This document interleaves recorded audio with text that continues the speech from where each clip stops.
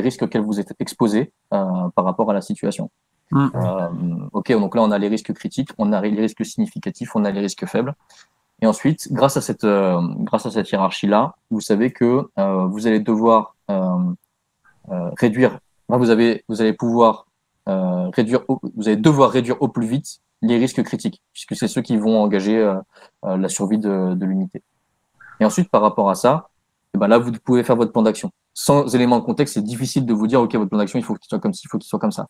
Mais si on utilise la méthode de réflexion qu'on peut avoir dans l'armée, il faut définir son effet majeur dans tout premier lieu. Donc, pour son effet majeur, on fait une médo. Donc, la méthode, c'est une méthodologie, pareil, purement militaire. Et on définit son effet majeur. L'effet majeur, en cas de crise, c'est quoi? C'est la confiance. Toujours, dans toutes les crises. Puisque la crise, elle intervient à partir du moment où on perd la confiance. Où il y a une défiance. Donc, que ce soit dans un couple, que ce soit dans l'économie, que ce soit dans une entreprise, que ce soit dans le management, la crise, elle intervient quand on perd confiance. Donc, l'effet majeur, ce serait de se demander qu'est-ce qui pourrait rétablir la confiance dans cette situation. Et ensuite, par rapport à ça, on va concevoir le plan d'action. Ouais. Quand on voit ce qui s'est passé avec Balance ta Startup, avec, je sais pas, on va prendre l'exemple de Louis ou d'autres startups, quand on voit comment sont gérées les crises, en fait, et moi j'ai aucun doute sur le fait qu'ils ont des problèmes managériaux, parce que les communiqués de presse ou la façon avec laquelle ils gèrent ces crises-là, ben, ça se voit que c'est du niveau.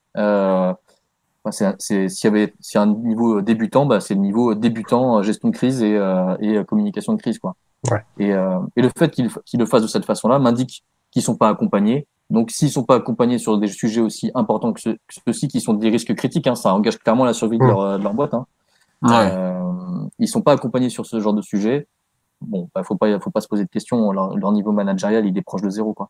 Ouais. Donc, c'est pas étonnant qu'il y ait la crise.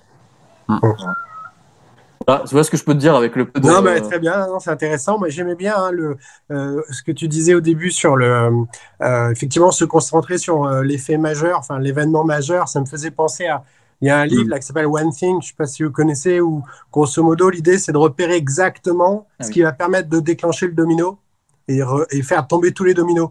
Et donc cet effet-là, si on le trouve, il faut y mettre 200% dessus. Et tout le reste est inutile en fait. Mais voilà. Ouais, c'est assez proche. Hein. Ouais, j'aime bien ça. Ça fait proche. Moi, j'adore cette thématique-là. Et franchement, peut-être que je passerai à l'action. Faut attendre qu'on fasse un peu plus de blé. Mais Julia, moi, j'aimerais bien, même nous dans la boîte, tu vois, on est 3 associés. Même entre nous, des fois, on a des petits problèmes de communication. Et en plus de ça,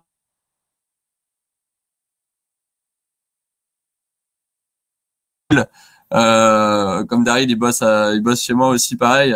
Il faut apprendre à faire les choses différemment, même si on est plutôt éduqué au digital. Tu manages pas de la même manière. Et vraiment, ouais, et ça, moi, je le vois et je suis complètement conscient aujourd'hui, mais j'ai mis 5 ans d'entrepreneuriat. 5 ans d'entrepreneuriat. Moi, j'ai que 28 ans, mais j'ai commencé un peu tôt, pour m'en rendre compte, tu vois. Avant, je me disais, jamais de la vie. C'est l'expérience qui transforme, hein. Et mais tu sais ce qui m'a convaincu, en vrai, c'est la partie pratico-pratique, parce que moi j'en ai, que ça soit même dans nos métiers, tu sais, des consultants innovation, des consultants dans tous les sens qui savent rien faire de pratico-pratique. Moi, ça m'a toujours saoulé, et c'est aussi l'une des raisons pourquoi Conquistador existe, tu vois.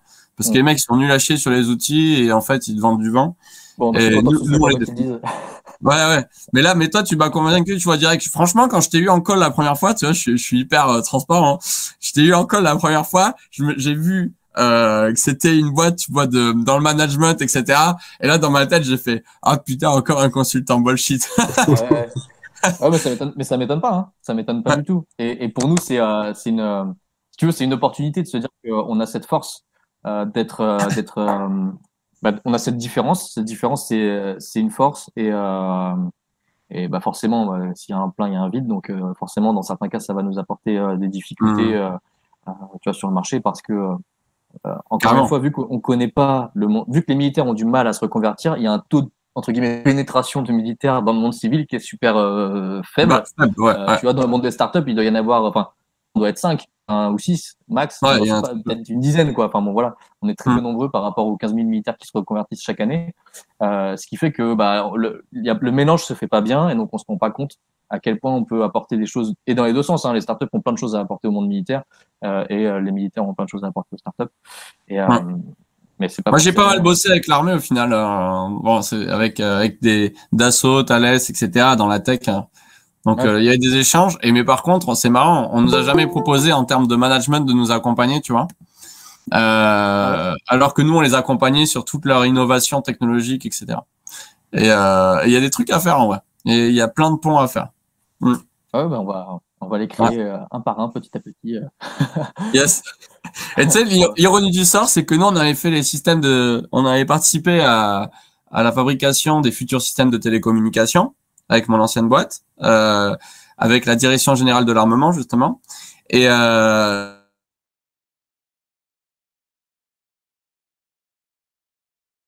ce genre de trucs, on y arrivait. Okay. De trucs différents. J'ai une petite question. Oui. Bon. Salut Julien, merci pour ton intervention. J'ai juste une petite question. Je viens d'un monde traditionnel. La restauration gastronomique, c'est un métier quand même depuis de nombreuses années. Il y a peu d'évolution. Et justement, comment tu vois les choses? Parce que mon idée, c'est d'être consultant pour régler des problématiques dans la restauration. Mais comment tu vois cette approche-là justement pour l'évolution, on va dire, d'un métier qui est plutôt traditionnel, bien ancré traditionnellement? Alors, j'ai un avis très tranché sur la question, pour le coup, et on va encore faire référence au monde militaire. Hein. Mon père est un ancien militaire, donc j'ai cette éducation-là aussi, je connais un petit peu. Dans quelle arme?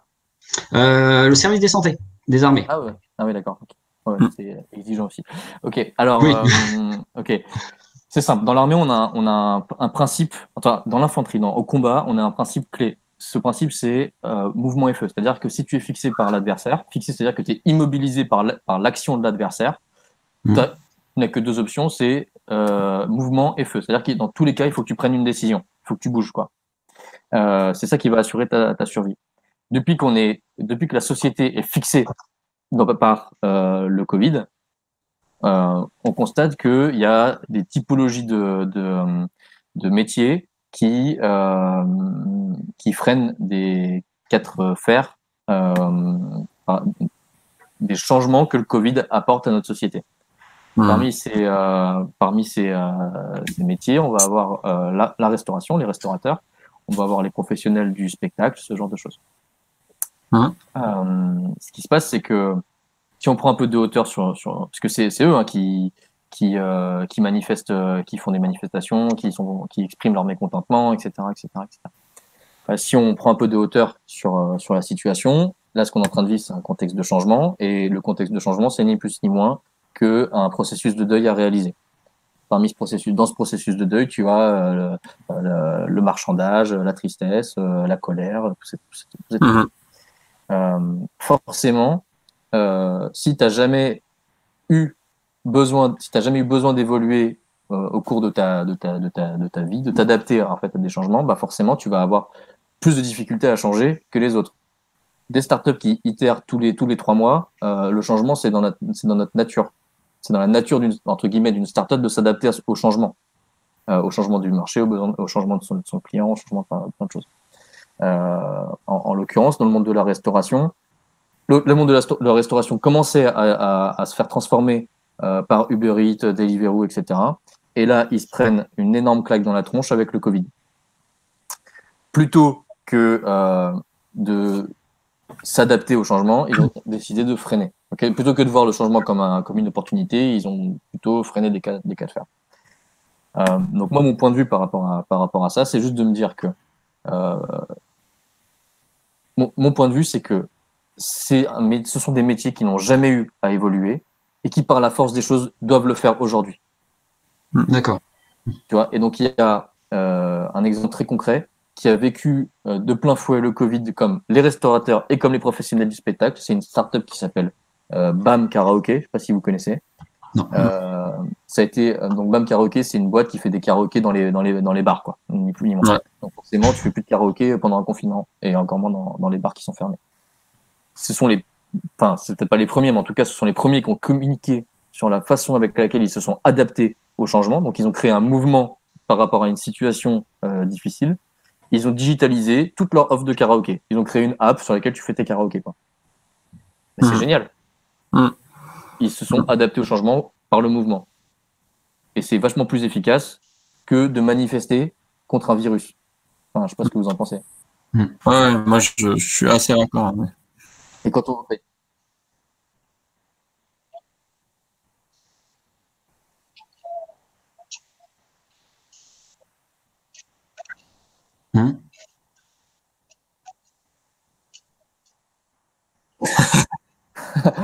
placement de nouveaux produits. Petite pub. Il est trop fort.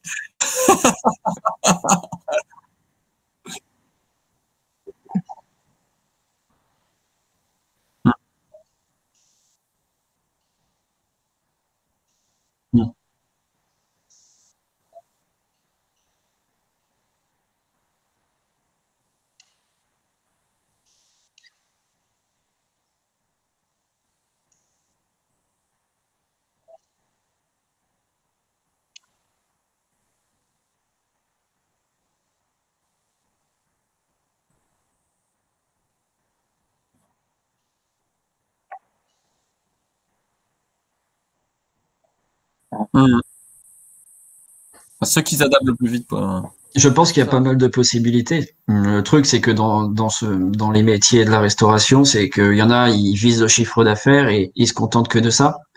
Et puis d'autres, ils cherchent l'évolution, ils font du click and collect parce qu'ils ont l'ouverture d'esprit de vouloir améliorer.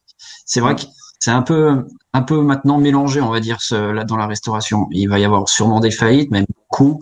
Il va y avoir un élan aussi de création d'entreprises dans la restauration avec des nouveaux concepts. Donc, je pense qu'il y a tout un écosystème autour de ça qui peut se construire. Et justement, j'ai toujours eu une vision des choses par rapport à ça, parce que moi, j'ai vécu pas des trucs totalement sympas dans la restauration, dans la gastronomie. Hiérarchiquement, c'est pas forcément facile aussi tous les jours. On te parle mal aussi. Donc, forcément, il y a des trucs que j'ai vus qui m'ont déplu et que j'ai toujours voulu faire évoluer. À mon petit niveau, j'arrivais pas.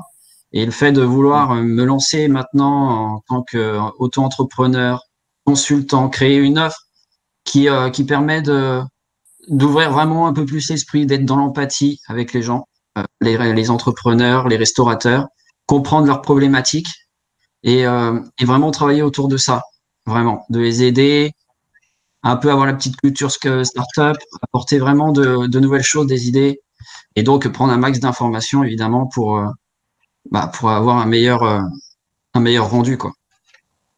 Yes. Intéressant, j'aime bien c'est une bonne niche intéressante. Passe à la maison, Mathieu, on en parle. Mais ouais, il faut que je passe. Mais oui, mais je suis pas loin. Ouais, je sais. Là, je t'enverrai un message. Je t'enverrai un truc. Là, je suis en Euskadi, là, je suis au Pays Basque Sud, là. Je suis pas en France. Moi, je profite des restos et des bars, là, en ce moment. Est-ce qu'on a une dernière question, je sais pas, Séverine, par exemple, au hasard, ou Gaël? Moi, j'avais un truc sinon. Allez-y, Séverine.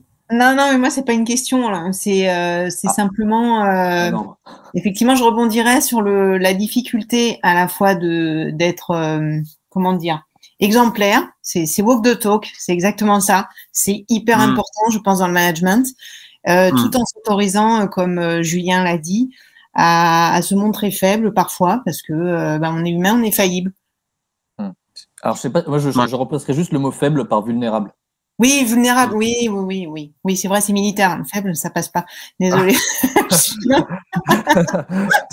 Mais voilà, sinon, je trouve ça très, très intéressant. Et moi, j'ai 50 ans, hein, j'ai repris des études et je peux témoigner que c'est aussi difficile d'aller dans le milieu militaire que l'inverse. Hein, puisque moi, je travaille dans le milieu militaire en tant que civil.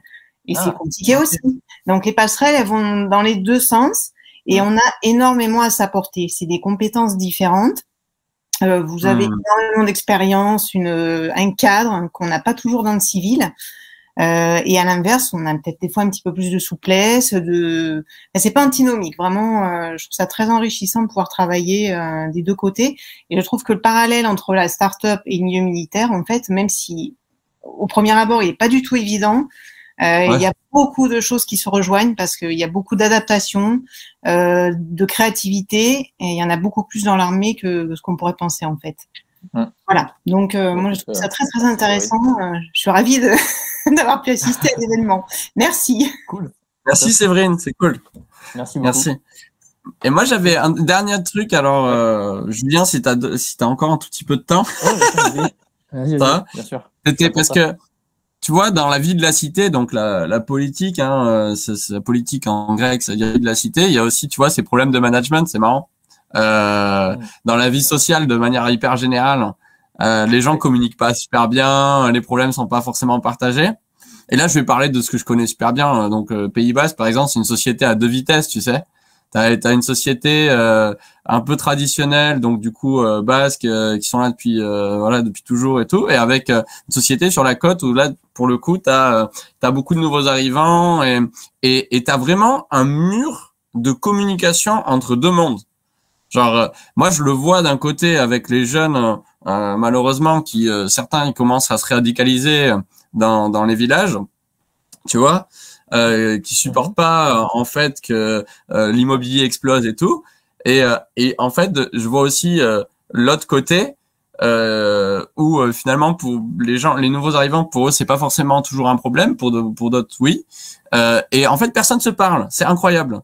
Et en politique je pense qu'il y a tellement à faire aussi avec ces compétences là, parce que quand tu regardes comment c'est géré sur la com, c'est grave, et puis dans la manière de s'exprimer, donc ouais, c'était une remarque que je me faisais, tu sais, parce que je suis en ce moment là, on vit un peu ça ici chez nous, où il y a de plus en plus de tensions, mais parce qu'il y a un mauvais management de la crise, quoi. Ouais, bah après encore une fois, si tu me parles de politique, globalement, alors je vais pas mettre tout le monde dans le même panier, mais t'as peut-être 80% des personnes qui font de la politique qui n'ont jamais eu d'expérience autre que celle-ci, en fait. Donc, ils gèrent des administrés, donc ils managent des administrés sans avoir eux-mêmes une quelconque expérience Et on le voit dans la façon avec laquelle la crise est gérée au niveau national depuis le début, où honnêtement, la crise aurait été gérée par un général, par un militaire, ça aurait été géré d'une manière complètement différente. Mais bon, mais parce que vous avez des approches qui sont hyper scientifiques en fait, c'est ça qui est intéressant, c'est rationaliser tout ça, quoi. C'est ça, parce que, mais pour plusieurs raisons, c'est que ça fait depuis la nuit des temps, on fait la guerre, on a toujours fait la guerre. Dans l'armée, on a le principe toujours donc dans le civil, on appelle ça les REX, dans l'armée, c'est les RETEX, les retours d'expérience. C'est-à-dire que on apprend de toutes les expériences qu'on a, donc qu'elles soient bonnes ou mauvaises, on va documenter ces expériences, on va les apprendre et on va en créer on va en tirer des leçons. Et ça, on fait pour tout, dans tous les domaines. Ce qui fait qu'on est dans un processus d'amélioration continue depuis 1000 ans, enfin peut-être pas 1000 ans, mais depuis un petit moment. Donc forcément, et en plus de ça, on a la chance de pouvoir tester nos théories dès qu'on les crée. C'est-à-dire qu'on crée une théorie, dans la foulée on va la tester, on va apprendre. Donc et il n'y a pas de doute, puisque là c'est des enjeux qui sont importants. Ouais, qui sont importants. Bon, mais c'était vraiment top. Moi, en tout cas, je me suis éclaté aussi, Julien. Je pense que si les gens qui sont encore là, en tout cas, ça doit être le cas aussi. Si on est tous là. Non, franchement, c'était top. C'est un sujet qui est passionnant. Je pense qu'on pourra refaire même peut-être des webinaires sur d'autres, tu vois, sur d'autres axes qui sont différents. Donc pour ça, on reste en contact. Au passage, je t'ai mis dans les partenariats de Conquistador dans notre espace et tout pour nos entrepreneurs pour mettre un peu en avant parce que ouais, moi je suis hyper d'accord avec ce que tu fais et voilà. Donc ouais, moi je me suis éclaté, j'ai appris plein de trucs. Et justement, sur l'apprentissage de plein de trucs, moi, je suis un malade, tu vois, d'essayer de processer un peu les choses dans la boîte en ce moment, puisqu'il va falloir que je gère une hyper croissance, et c'est compliqué, en termes de management et tout, voilà. Et je me disais, est-ce que juste, dans un premier temps, tu aurais les différents, alors je vais redire frameworks, mais les cadres, d'aide à la décision. Les frameworks, est-ce que tu les aurais comme ça, juste sur un PDF ou quelque chose qu'on pourrait transmettre aux participants? Je peux faire ça, ouais. Je peux faire ça. Yes. Ouais, ça serait top. Ça serait top. Juste, tu vois, moi, je suis hyper curieux d'essayer de me l'appliquer sur une semaine, le truc. Et après, je pense que je reviendrai vers toi rapidement pour que nous, on se monte aussi en compétence là-dessus, quoi. Dans un temps assez court, puisque une fois que la croissance est là, ça commence à être chaud, tu vois. Là, on va sortir une formation, justement sur ça, sur la MEDO et sur le SMEP, qui sera donc forcément 100% en ligne avec un support de Hervé ou moi. Hervé, donc c'est notre ancien officier. Donc on peut faire ça et puis derrière on pourra discuter de partenariat et tout, quoi, sans problème. Grave. Dire juste quelque chose. Oui, vas-y. Oui, Ambre. Juste, du coup, moi j'ai eu la chance d'avoir un workshop avec Julien et j'ai fait une prise de poste de Head of Sales dans une startup pareil qui est un peu en croissance. Joli landing d'ailleurs, la landing que vous avez. Ah cool, sympa. Ouais. Et du coup c'est un challenge parce que pareil on est en croissance, c'est un peu le bordel, enfin une startup quoi. Et du coup je m'applique justement c'est SMEP au quotidien, je mange du SMEP toute la journée et c'est plutôt efficace. Donc je te le conseille vivement. Cool. Ça marche. Ça marche. fait Comme pour moi et mes équipes pour le moment ça marche. Donc, t'aurais dû dire ça au début, Ambre. Au tout début, quand tu avais 40 personnes. Mais non, en comité, après, tu vois, tu vas devenir un peu le truc qu'on recherche. Il faut que tu deviennes rare, Julien. T'as raison. Regardez les bons trucs aussi, c'est bon. Merci. C'est la commerciale qui parle, tu sais. Ouais. Voilà, c'est tout.